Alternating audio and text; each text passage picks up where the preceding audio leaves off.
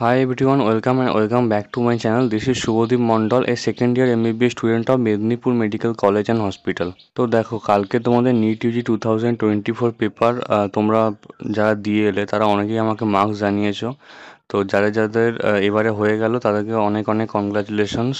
আর যাদের হলো না তাদেরকে আমি বলবো যে তোমরা মন খারাপ করো না।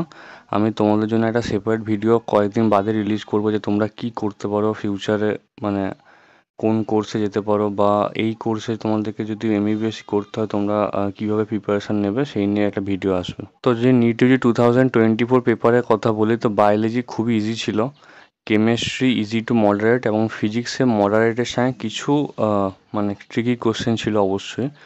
আর বায়োলজি তো পুরো ইজি ছিল, পুরো এনসিইআরটি বেস ছিল। কিছু কিছু জিনিস একটু এনসিইআরটি বাইরে ছিল, কিন্তু সেগুলো তোমার এনসিইআরটি যারা পড়েছে সেখান থেকেও ম্যানেজ করা যেত। আর কেমিস্ট্রি ইজি টু মডারেটই ছিল, কোনো রকম আগের বারের কোশ্চেনটা একটুখানি মডারেট লেভেলের ছিল। আর ফিজিক্সের যে পেপারটা খুব ভালো বানিয়েছিল এবারে এনটিএ। সো আমি বলবো ওভারঅল পেপার ইজি ছিল। ফিজিক্সটা আগের বারের থেকে মানে 2023-এর পেপারের থেকে আমি বলবো যে ফিজিক্সের কোশ্চেনটা একটুখানি মানে হার্ড ছিল। কিন্তু মানে তোমরা যদি একটুখানি সিলি মিস্টেক কম করো, অনেকেই হয়তো সিলি মিস্টেক করে এসছে এবারের পেপারে। যারা সিলি মিস্টেক করেন তাদের কিন্তু ভালো মার্কস আসবে, প্রায় 600-র উপরে আসবেই। আর যারা সিলি মিস্টেক করেছে তারা হয়তো 600 পাওয়ার যোগ্যতা থাকলেও তারা 580 570 আটকে যাবে, জেনারেলের ক্ষেত্রে বলছি। আর অনেকেই তোমরা যারা আমাকে মার্কস জানিয়েছো তাদের দেখছি যে বায়োলজিতে তারা কিন্তু খুব ভালো স্কোর করেছে। তো তোমাদের যদি বায়োলজিতে ভালো স্কোর করা থাকে এবং ফিজিক্সে তোমরা যদি ভালো করে নাও করতে পারো, তাতেও কিন্তু তোমাদের সিলেকশন হয়ে যাওয়ার চান্সটা বেশি থাকবে এবছর। আর সবাইকে বলে রাখি যে অবশ্যই কিন্তু তোমরা টেলিগ্রাম চ্যানেলের লিঙ্কটা বা টেলিগ্রাম গ্রুপের লিঙ্কটা আমি কিন্তু নিচে ডিসক্রিপশন বক্সে দিয়ে দেবো।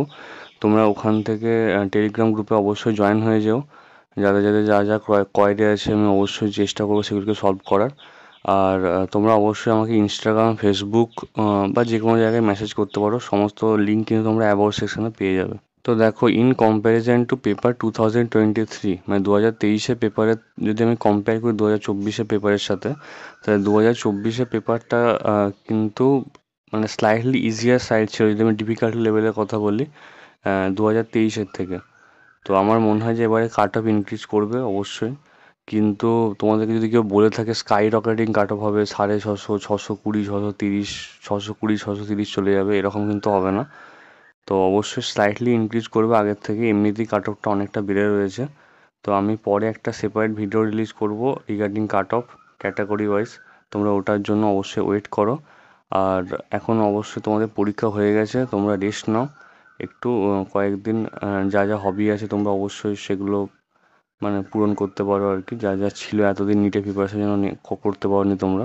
আর যাদের চান্স এবছর হয়ে গেছে, যারা আগেরবারে কাট অফের থেকে অনেকটা উপরে আছো, মানে 596, 597-এর ওপরে যারা আছো, তারা অবশ্যই কিন্তু সেভ এবারে ইউআরের জন্য, আর এসসির জন্য 500 যারা উপরে আছো। তো ঠিক আছে, দেখা হচ্ছে নেক্সট ভিডিওতে। চ্যানেলটাকে অবশ্যই সাবস্ক্রাইব করে যাও, তোমাদের এমবিবিএসও কিন্তু কাজে লাগবে। Thank you very